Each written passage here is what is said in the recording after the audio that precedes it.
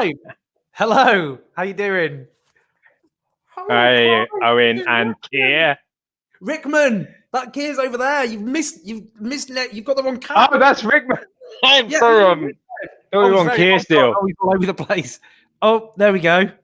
So these cats are like part of the ambience of the interview, I take. It seems that way. They're certainly keen to get involved, aren't they? Just shut the door, lock them outside. Can they survive? Can they survive outside? I mean, are they like cats that you can put out?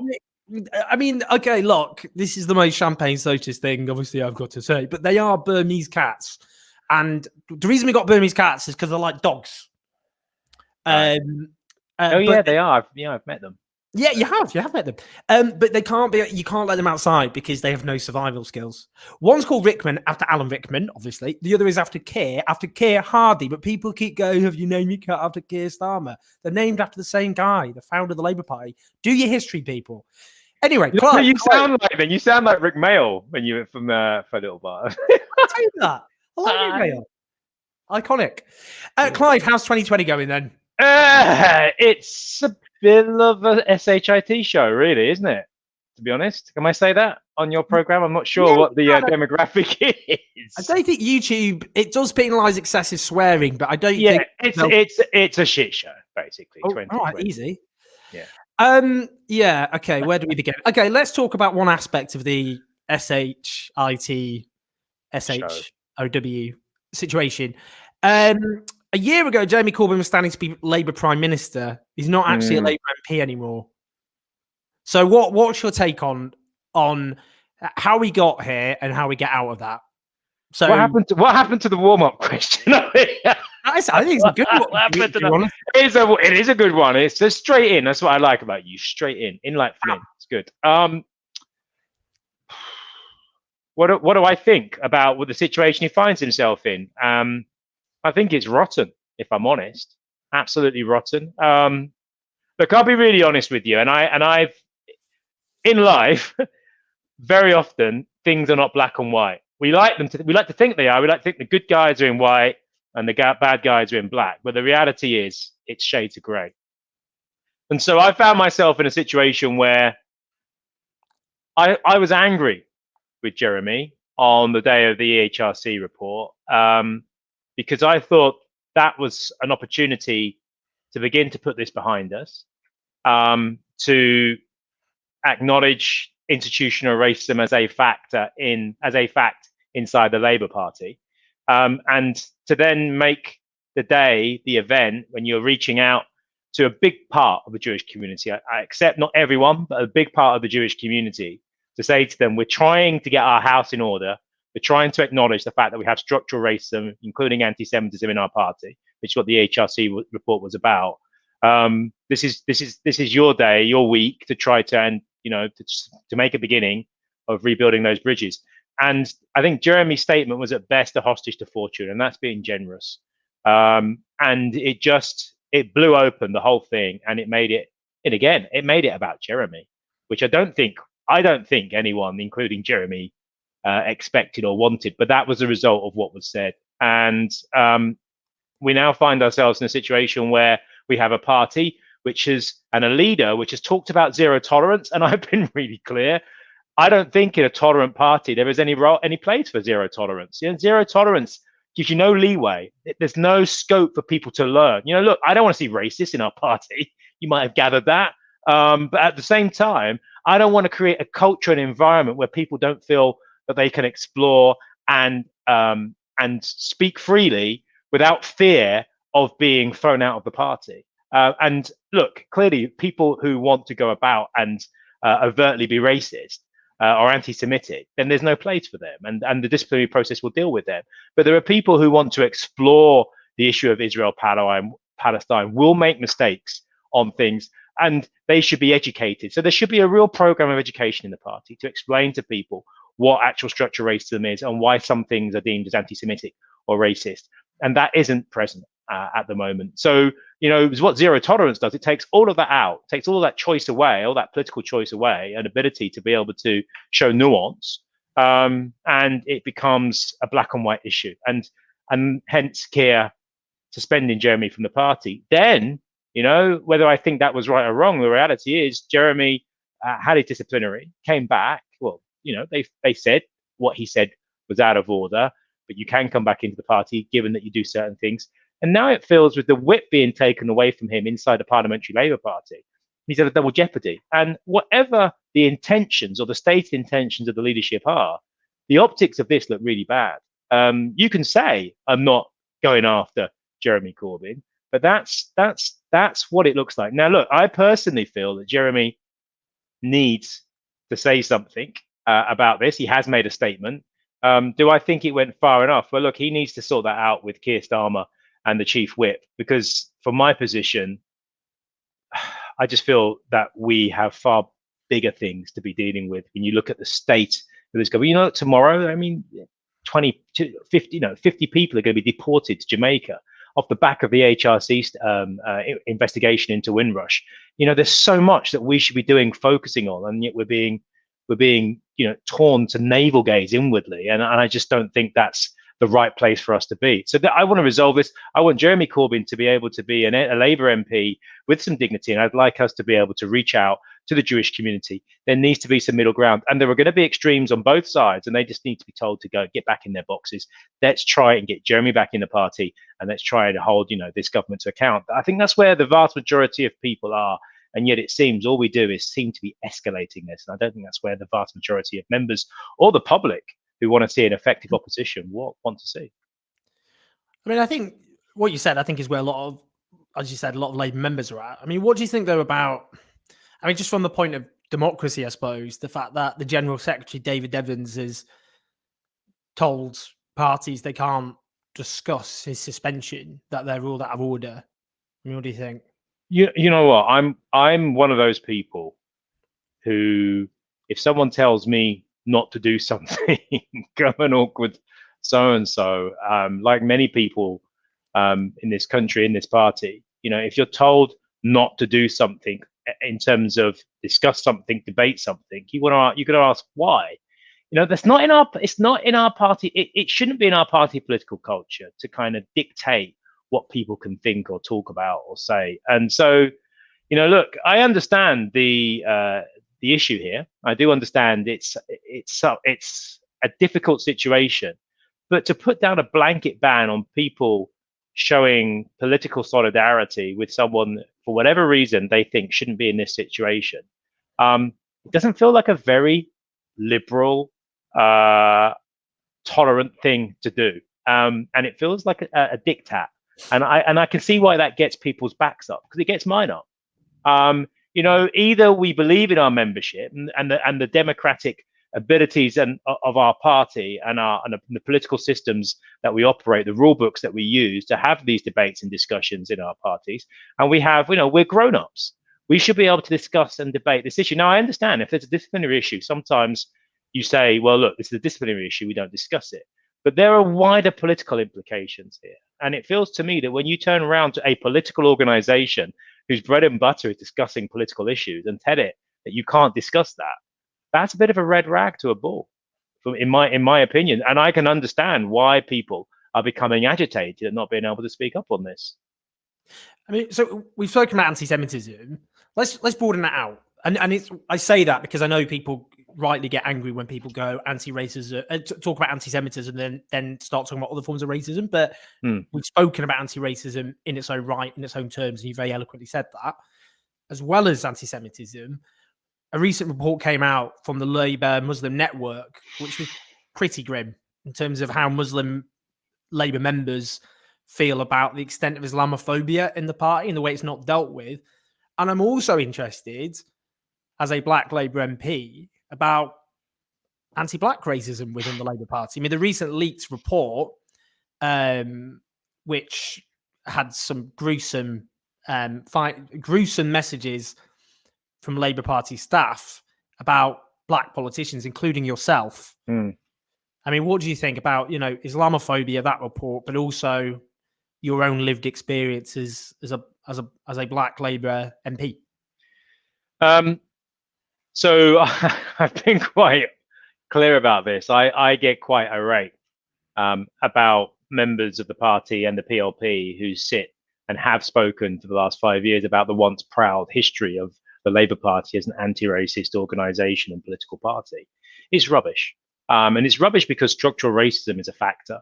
And the HRC report, and I think the thing that so many people welcomed about this report was that it gave a template for the Labour Party on how it could deal with not just structural anti-racism, but also other structural forms of racism, including Islamophobia and anti-black racism. And I think if the leadership of the party doesn't want to face further accusations of there being a hierarchy of racism, then it needs to understand that it will need to act on all of them. And at the present, I understand as a black MP, and like many other black members and many other Muslim members and observers of our party, they will probably be thinking that that isn't quite the case at the moment. So I think it's incumbent upon us as a party and the leadership to show that that isn't the case, and that actually all forms of racism will be challenged robustly. I don't want to see a hierarchy of racism because ultimately I know that black people will lose out in that hierarchy. So it's incumbent upon the leadership to show that actually we will tackle all forms. And I tell you what, if we don't do that, if we do allow our party to basically say we will in effect, potentially throw thousands of people out the party, which is something that's been said about the response from many members and CLPs to the situation over Jeremy Corbyn and the issue of anti-Semitism. If we don't get this right, then it will look very much to many people that this is a party which does have a hierarchy of racism. And I think that will be tragic for the Labour Party, especially as we go into a period with this government, an authoritarian nationalist government just about to deport 50 people off the back of the Windrush scandal. It's a smashing of human rights, of common decency, and they're doing that openly. It puts us on thin ice to be able to stand up robustly and challenge this government, which is what people, I think the vast majority of people in this country expect the Labour Party and Keir Starmer, someone who stood up for human rights, to do. And I think it becomes more difficult if internally it looks like, if you're Muslim or you're black, then your concerns and the racisms that affect you are in some way lesser than other forms of racism. And that would be tragic for the Labour Party if that happened. So Keir Starmer won by a landslide in the leadership election a few months ago. And part of his pitch was the so-called 10 pledges, which included hiking taxes on the rich and big business to pay for public investment, green industrial revolution at the core of everything Labour did, the scrapping of tuition fees, common ownership. Think on a technicality, that might have been framed in a way to avoid being called out on specifics. There's a cat yowling behind me who's just trying to really emphasize the points I'm making. Yeah, I mean, it had a range of, no illegal wars, getting rid of detention centres, policies actually long associated with the left. Do you think the leadership is sticking to those 10 pledges? And how are the arguments made that those 10 pledges, which were obviously before as well a crisis which demands even more radical answers, had begun? How confident are you that a radical prospectus that most members want, however they voted in the leadership election, is still in play in the Labour Party? I think my main concern, rather than go into each individual promise or pledge that was made by Keir, I think you have to look at a number of other things, which is what is the shadow front bench response been to issues around those areas, and also as well the shape and scale of commitment that they're giving in various policy areas. So, for example, let's talk about COVID and the response in terms of building back better. We've had the green industrial strategy that's been brought out by, or the green recovery that's been brought out by Ed Miliband and Annalise Dodds. And I think to myself, well, that's not a bad document. You read it, and £30 billion of extra funding compared to the kind of £12 billion, much of that rehashed, that the government was offering. That's a substantive increase. But my problem is it's the detail, and it almost feels like those 10 pledges were just kind of it feels like to park off a certain level of criticism or doubt that people may have had. But the reality is, when you look at the scale of the challenge, the transformative challenge that we have before us, because of the various cliff edges that we face, the climate crisis, surveillance capitalism, the rise of tech companies, growing inequality, ecological collapse, all of these issues, they require transformative economic and social responses. Now, off the back of the pandemic, you would have thought that there was an opportunity. I mean, the research that we did with myself and Caroline Lucas as part of the Green New Deal for an investigation called Reset showed that the public are way ahead. There is so much political space for political parties to move into to bring in policies which are quite radical and quite transformative. There is a consensus there for them. We can see that, and most people understand that. And yet we seem very timid. So whilst it is a vast improvement on the Green Recovery Plan as an example of where the government is, it's still not fully integrated. It's still not transformational. We're talking about 400,000 jobs. This is an existential threat, the climate crisis that's coming up at us. I just don't think £30 billion is, it's simply not on the scale that's required. And if you can see that in so many other areas, you just get the feeling that what we're doing is just enough to stay in, just ahead of the curve, just enough to kind of honor some of the pledges. Some of them maybe will fall behind, but just enough. And that isn't good enough, not with the scale of the challenge that confronts us. And so it feels to me that the job of the front bench, the job of the leader of the Labour Party, is to convince others that actually what they're talking about is in their interest as well. And to lead on that. And it feels that what we're doing is looking where the kind of middle ground is, triangulation, if you like, and trying to kind of say something which just seems a little bit better than where these guys are, but not quite as transformative as is necessary. And I think that's going to be problematic, because I can't see the need for transformational change to improve. Whether that's in our democracy, the crisis of democracy within our own constitution, globally, international institutions, or whether it's in the economy, the climate crisis, that demand for transformational change isn't going to go. So that's where I'm disappointed. And I think, look, if you go to those 10 pledges, you could probably find someone from the front bench who will say, hey, we did this, we did that. That's within the parameters of those pledges. Yes.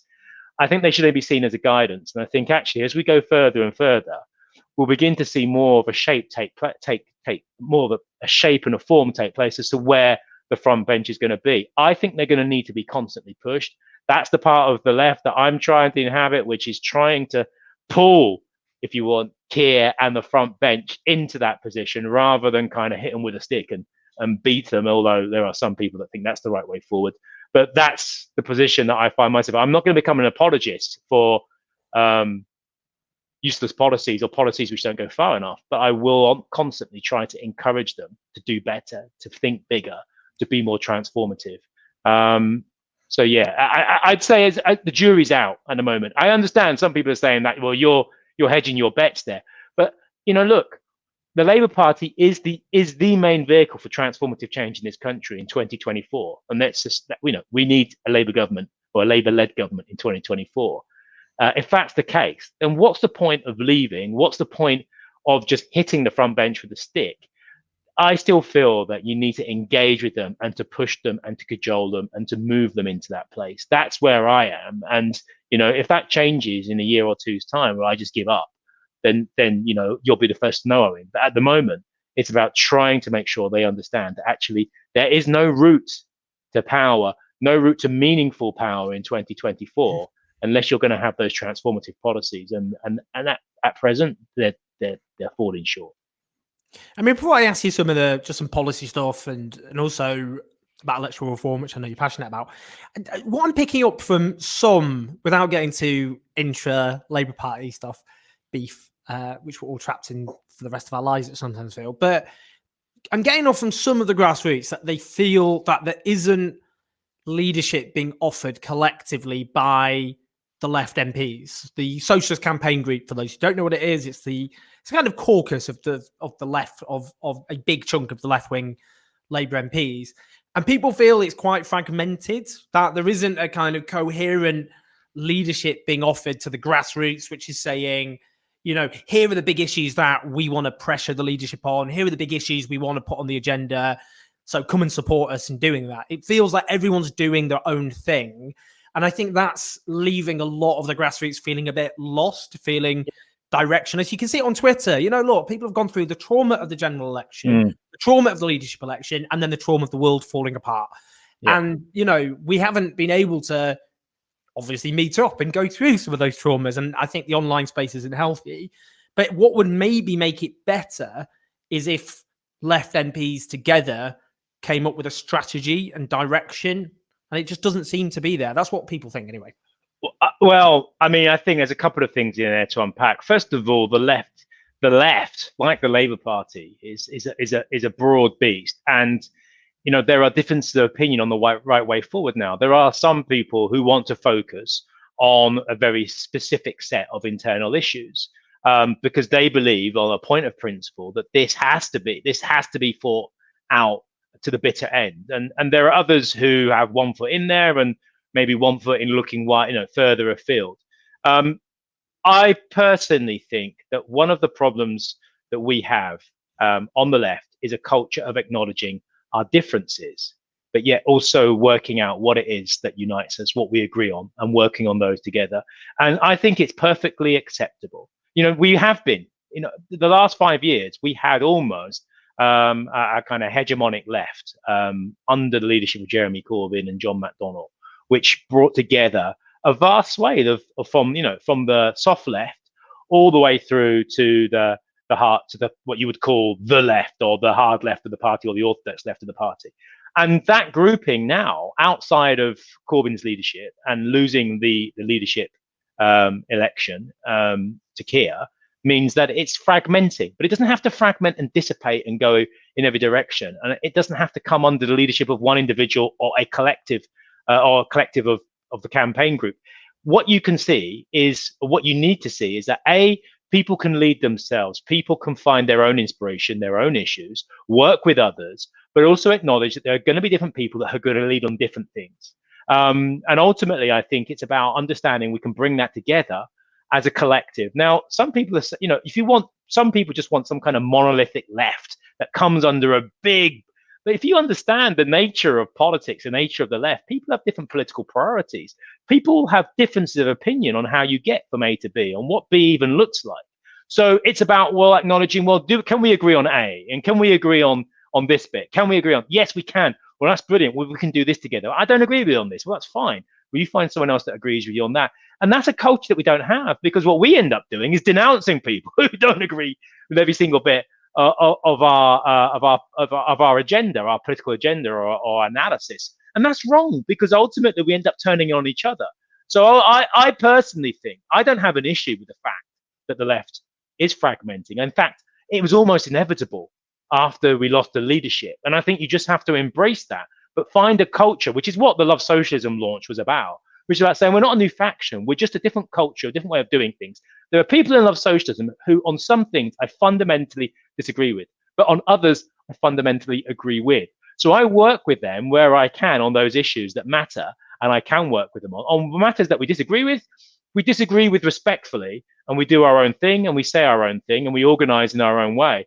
That's the way that the only way we're going to be able to come together, build a culture that allows us to take on, these massive challenges that are confronting us. And the clock's ticking down in terms of the climate crisis, in terms of, the vast inequalities of wealth and power that are destroying our society, our global economy, global democracies, and so on. So to my mind, I get that frustration, but it's just having a more flexible approach to how you're going to take to campaigning and saying, okay, we're in this group and we're going to do what we need to do and say what we need to say.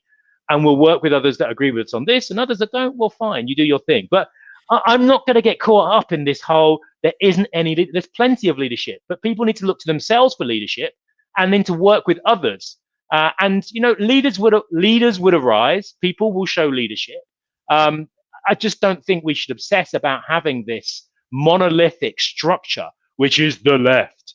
It just does not how we roll. Acknowledge your weaknesses and turn them into strengths. Yeah, I mean, I've asked Per on Patreon, which is funding this channel. Thank you for your support. Keep it coming. But Jake Garlick asked, what are the aims of Love Socialism for this parliament? So Love Socialism is this grouping of of MPs, which I suppose straddle what would be known as the campaign group left and also the so-called soft left. I think that's probably reasonable to say that. Yeah. But so you're saying, what are the aims? So the aims to develop a different culture of the left. One, which is pretty much on what I just touched on then, in terms of acknowledging that there are differences, that we can work together, and just working on acknowledging those differences and working on where we have similarities. The second is acknowledging that the culture war, identity, intersectionality isn't going away, and it has to be tackled head on, and we have to get our house in order on that and be in a good place, because otherwise, we will see the Tories constantly, and the right, the kind of alt-right and others, we will see them poking that stick into us and us reacting and responding in the same way. We've got to find a far better position to be in, and a part of that means working with people outside of the Labour Party, in various other anti-racism groups, different collectives, other organisations, Black Lives Matter, others, working to make sure we can communicate the fact that challenging what this kind of right-wing authoritarian government and the people behind them and around them are saying on everything from migration, immigrants, culture, history, all of these issues, trans issues, all of these issues, we need to have a robust position or robust approach where we can argue the case and say and win the argument and convey that to the public en masse. So I think that's one of the things that we've understood. You can't run away from this fight, and you can't triangulate on it. You can't hope it goes away. They won't let it go away. So you've got to deal with this. It's a fundamental fault line through politics and through our society, and it's not going anywhere because the right have decided that this is where they want to attack, where they want to probe. So we've got to get our own house on. That's the second thing, and the third is constitutional, radical constitutional change. Not just PR, as important as that is, but it's understanding that the last 40 years, if you understand anything about neoliberal economic policies and neoliberalism, it is highly anti-democratic. It erodes capital, it erodes democracy, it undermines liberal institutions, if you want to call them that, or institutions which can block the power of vested interest in capital and regulate that society on a national and international level. And what we've got to do is work out new institutions, the reform of the current ones, if some of them are fit for purpose in the 21st century, and to work out a radical constitutional settlement in this country, because after Brexit, it's looking increasingly like that the United Kingdom could fragment. Well, what do we want that to look like? So it's about us actually going onto the front foot on this, rather than just accepting the situation that, well, it's been this way for however many 100 years or 50 years, 60 years, that's the way it is. We need to actively have a position on this and actively campaign for that change, because otherwise we're just going round in circles. Extinction Rebellion have realized that. They understand that, democracy shouldn't be voting to destroy their own ecosystem, shouldn't be just voting to destroy the environment. So there is a disconnect, and it's our democracy. We need to deepen it. We need more of it, and we need it more. And that ultimately is another big part of love socialism. And I think when you take all those bits together, the culture, the radical kind of democratic approach, and the intersectionalism, you see three strands of, I think, a political movement, which a lot of people will think, yeah, this needs to happen. This is where we are. We don't have all the answers, but I think out there, broadly speaking, people will come to a position on their own terms, which I think will probably intersect with where we are as well as an outfit. It's an umbrella group, if you want to call it that, a way of doing politics. It sounds up in the air. I know it's that people want it to be like, I want it to be this, but actually some of it is about culture, some of it is about intersectionalism, and some of it is about that radical democracy. And those are our priorities at the moment, as we see as being really important. So before I ask you about constitutional stuff, one thing that Gideon Anthony says, I'd like to know about why the parliamentary apostasy in the run-up to the 2017 election has been airbrushed from history. Why does the left have nothing to say about Mann, Hoey and Austin being elevated to Ermine by Boris Johnson? And just following on from that, there are reports that those Labour MPs who defected to Change UK / the Liberal Democrats, they could be welcomed back into the Labour Party. What are your thoughts? Well, I have to admit, when I read the two articles back to back, one from a shadow front bencher saying thousands of members could be kicked out of the party, and another saying people like Mike Gapes and others who stood against Labour in the last election. Basically, anyway, I find that very difficult. Look, I think there is a place for forgiveness. There is a place to allow people who have done something like that to come back into the party at some point. I just think now is way too soon. Are there exceptions to people who've left but didn't stand against Labour? Yes. But look, I'm someone who believes in progressive alliances. I've given tacit support to people like the Guildford Seven. I think it's the Guildford Seven or the Guildford Four, but a group of people who basically, got together and got their Labour Party to try to stand down against, to have an NHS party candidate to stand against Jeremy Hunt back in 2017. Many of them were expelled from the party. I thought that was wrong. And the reason I raised that is the fact that, there are times where I think it's important that Labour, I think, shouldn't. I know we have to at the moment, according to the rule book, but I think that should be changed so that, you can have other political parties stand in those constituencies to deny the Tories a majority. That's got to be the aim of the game in 2024. We'll see if that happens. But I think given what they did over those past 5 years, the undermining that they took part in, and then the defection, and standing against Labour candidates, City of London, arguably, Labour could have taken that seat. Just one example. So I think I have, grave reservations about the fact that so soon after doing what they did, some of these people will be considered to be coming back into the party. I'm deeply uncomfortable with that. Constitutional stuff. I mean, you support PR. Just flesh out a little bit, because some people will go, look, come on, is this a priority? Their country's in crisis. People are struggling, poverty. There's a report out this week about surging poverty because of the pandemic. There's a growing housing crisis, the threat of austerity, public sector workers, many of them will have, pay freezes. Those are the things the left should be talking about. When you knock on doors, which you can't do at the moment because there's a pandemic, people aren't going, well, do you know what? Bloody constitution. So how do you make it relevant, and how do you make it something that connects to those wider issues? Well, first of all, I think it's about being strategic and understanding that we have, there are two sides to this. First of all, from a Labour Party perspective, we have a political system which is overwhelmingly stacked against us. If you're a Liberal Democrat or Green, even more. The current first past the post system overwhelmingly favours the Tories. That's why they and their friends in the media don't want Labour or anyone else to talk about this. They want this to be a kind of sideshow for the Liberal Democrats. They're quite happy with the system. That should tell you all you need to know about the system. Secondly, outside the Labour Party, PR is good for democracy. For a mature democracy, definitely, because it actually means that people's votes matter. More people's votes matter. For the vast majority of people, overwhelming a number of votes in this country, their vote means literally nothing because they don't live in a marginal, and therefore that means that their vote, in many ways, whilst never wasted, doesn't have the impact that it should. But a more proportionate system, it does. But here's the other thing.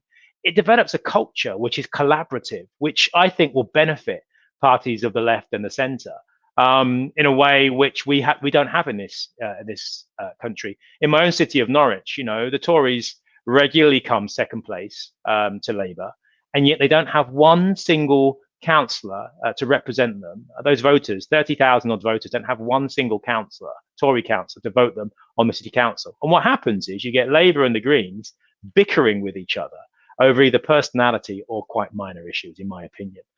So actually having proper representation on that council, as an example, would mean, I think, that Labour and the Greens would end up working together far more often. There would be a culture of cooperation. First past the post develops a culture of winner takes all, and that isn't conducive to people working together. You look at Jacinda Ardern in New Zealand, under PR, because they have that culture, that political culture that we in Love Socialism are trying to, encourage and get off the ground on the left. She won outright, and she still reached out to the Greens to form a government because she understood that it would be a better government if it had a wider point of view, a wider kind of impact into how it was thinking and working and operating, new ideas. And I just think it's about a completely different political culture. So how did you sell that to people? Well, look, if you think about the last 100 years in this country, out of 26 general elections, I think the Labour Party has won just 8. And I think that gives you an idea, and that was with 1945 when we made all those fantastic changes, many of which now have been wiped out or are being wiped out after 40 years of hard right economic dogma. So this is a strategic issue, because ultimately, if you look at the past century, it was a Tory century in many ways, on a very, very rigid electoral system which favored them. And this is about saying, well, let's have a better, more engaging, more proportional democratic system, which will mean that the popular vote in this country actually means that people will probably see a larger number of centre-left parties come together to work together to form governments. It's not a silver bullet. It's not perfect, but it's not just about PROing. That's the thing. I think that's an important part of it, but it's also about the constitution. It's also about, radical devolution in England as well, not just in Scotland and Wales. I mean, it's looking increasingly difficult to see how the United Kingdom will hold together without some radical overhaul of our constitution, bringing it into the 21st century. The fact that we still have a non-elected chamber based on patronage and the clergy, for crying out loud, deciding or helping to decide what policies go through in this country, legislating for policies, is beyond the pale. So actually, it is important that we take a step back. I'm still going to be talking about the climate crisis, still going to be talking about poverty, still going to be talking about racism that takes place in this country and from this government. But at the same time, overarching all of that is this issue of political culture, proportionality in the voting system, and a radical constitutional change to make this country, to drag it not into the 20th century, into the 21st century. We've still got a 19th century unwritten constitution. So, I think for most people, when you talk to them on the doorstep, explain this, you say, look, we've got lots of positions on policies. We want to talk about those as well, but we can't get our house in order. We will never have a democracy which is fit for purpose unless we can fix the broken engine underneath it. And then that's the way I see this. The chassis might look nice, and we could talk about, well, I don't like that door, I don't like that color. But if the engine is kaput, then you're not going to go very far. And I think that's how you have to explain it to people. And I think Brexit has shown people what a mess this country is politically. Now you've got Boris Johnson and his government, one of the most right-wing governments in history, the mess they've made of COVID-19, the potential for a no deal. And if we do come out, nonetheless, it's still going to have massive implications on our economy. And people are thinking to themselves, I didn't vote for this. I didn't want this, and yet it's happening. So I feel that there is a way for Labour to talk about this, to be radical, and to say, actually, it's about bringing this country into the 21st century and giving us a democracy that's fit for purpose. And ultimately, I don't see another way of us being able to do that when you've got a system which, at the moment, is fixed in the interests of the Conservative Party and their vested interest. That has to change. Just lastly, because I know we're running out of time, but Brexit, the B word, which used to be the only thing we spoke about when coronavirus came along. There are reports that Labour might whip its MPs to vote for Boris Johnson's deal, which I do, honestly, it's quite funny. Come on. I mean, it isn't funny in terms of the situation we're in, but I mean, it is quite funny that there was this whole Jeremy Corbyn's a Brexiteer for trying to come up with a soft Brexit deal. And then that faction, some of that faction are now going to go, we must vote for Boris Johnson's hard Brexit deal. What are you going to do? Are you going to vote for it? Probably not, no. And I think there are people who are saying, oh, here he goes again. He wants to bang on about Brexit. To be quite frank, I was hoping I could get through, never mention the word Brexit again in the rest of my political career. But you can't. And I'll tell you why. Whatever, for those people, for some, of my comrades and friends on the left who thought that, we were just doing this either to kind of undermine Jeremy or because we were fixated on the EU. It was never either of those. It was about a lesser of two evils. But the reality is, this deal that's going to come, if it comes before Parliament, this deal is a framework deal. The reason they've been taking so long and gone to the wire on the Northern Irish border is because it's about a regulatory realignment. And if you've been listening to Boris Johnson and the ERG and all the other right-wingers inside the Tory party, all the other Eurosceptics, their big hate about the EU, apart from human rights and the human rights legislation that's in there, their big beef was on basically regulation.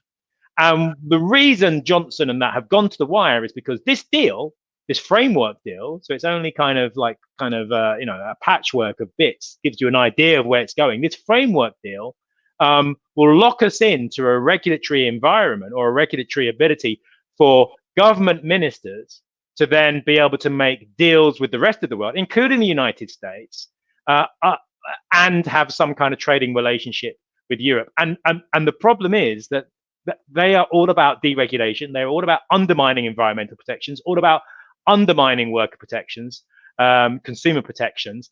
And that's what they need. That's why this is going to the wire. That's why Northern Ireland has become so important, because they want to be able to do a trade deal with their mates in the US. Now, people say, well, you've got Joe Biden now. It's all fine. No, it isn't. He rubber stamps it. And anyway, it's the lobbyists. It's the neoliberal institutions in America who will be driving that trade deal. Joe Biden is still fundamentally, in terms of trade, in terms of, economically speaking, way to the right of where many of the people in my own party and much of the people in this country are economically and in trade terms. So, I mean, we can't rely on that. So ultimately, if you understand this legislation as being about that, why on earth would you vote for it when there are massive holes, and basically which allow the government to fill it in over the next 4 or 5 years as they probably see fit? They hardly got a healthy respect for parliamentary democracy, as we've seen, and lock Labour in for the next 10 to 15 years when these trade deals are signed, which is the kind of average lifespan of a trade deal. Why would you vote for that? It takes away your voice to be able to critique and criticize it.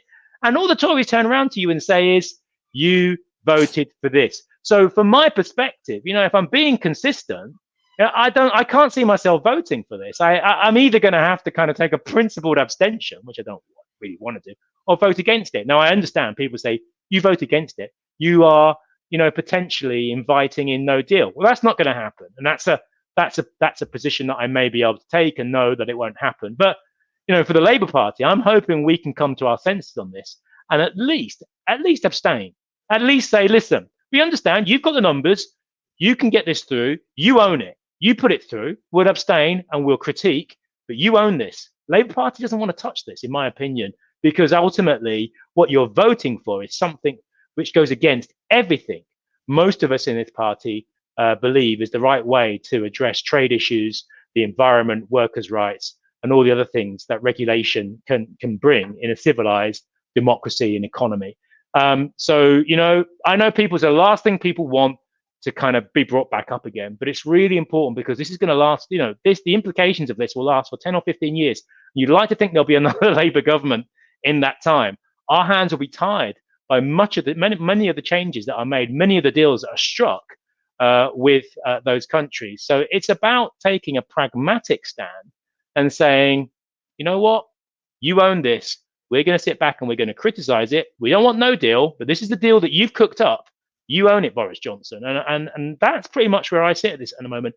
I can't see myself voting for it. Very lastly, give me a pithy answer to this. Sorry. No, not I like your eloquent, thought-out answers. That was not a critique. It wasn't a little passive.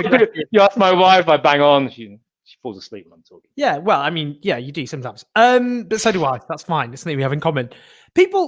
It's a difficult time. People are of a progressive inclination, often despairing about the future of the country and the world. What gives you hope? What's your most hopeful thing that you can impart upon the people watching this so they don't just think... People.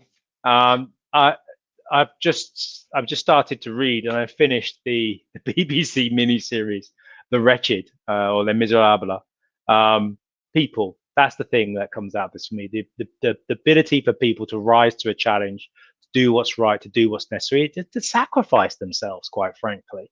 And that there will always be people who are going to do what they think is in their interests. They will oppress, they will exploit. But there have always been people throughout history who have fought that and tried to rise to give us the chances that we have in life now. We stand on the shoulders of giants, and there will be other giants who come along. There will be other social movements. People will prevail. And I think, it's all these cliches. It's darkest before the dawn. But I genuinely feel that this is why, I'm banging on about democracy and deepening it and broadening it. It's because we have to believe and trust in people and the inherent goodness of people and decency of human beings. And I think democracy done properly, can bring that out. So that's why I'm not despairing yet. I do get depressed about the rate of knots at which the climate crisis is unfolding, about what we're doing to our ecology, about the structural things which stop that from changing. But I do have faith in people, and I think, you know, I look at my daughter, I look at the people, my friends, my family, I look at the way that people responded to COVID-19, and it's like, it's reaffirmed my faith in people. That's why I have hope for the future, and that's why, you know, I'm banging on about democracy a lot. We have to give power to people, and they will do the right thing. That was very nice, Clive. I needed that. I need a life raft. A life raft. I've clambered onto that life raft, and I'm not going anywhere. So there's room on the life raft for you, Owen. Oh, that's very generous. It's not going to be like the end of Titanic, where I'm Jack, and I just she kills him. That's it. Best manslaughter. She killed him. So don't do that, and then go, Jack. Clive, you massive legend. Thank you very, very much. Thank you, Owen. It's been a pleasure to come on to your new program. Thank you very much, and I will see you soon. In a bit. Bye. Now, one of the things I bang on about is the crisis of democracy, and one of those institutions of democracy is having a healthy, robust, and broad media. We don't have that in United Kingdom at the moment, and one of the ways that you can ensure that we do have it is by going to Patreon and supporting Owen Jones' new TV news channel, which is an essential part of the news ecosystem, or could become an essential part of the eco news system in this country, to better inform us of the political issues and hot topics of the day. So sign up, join up, and donate generously.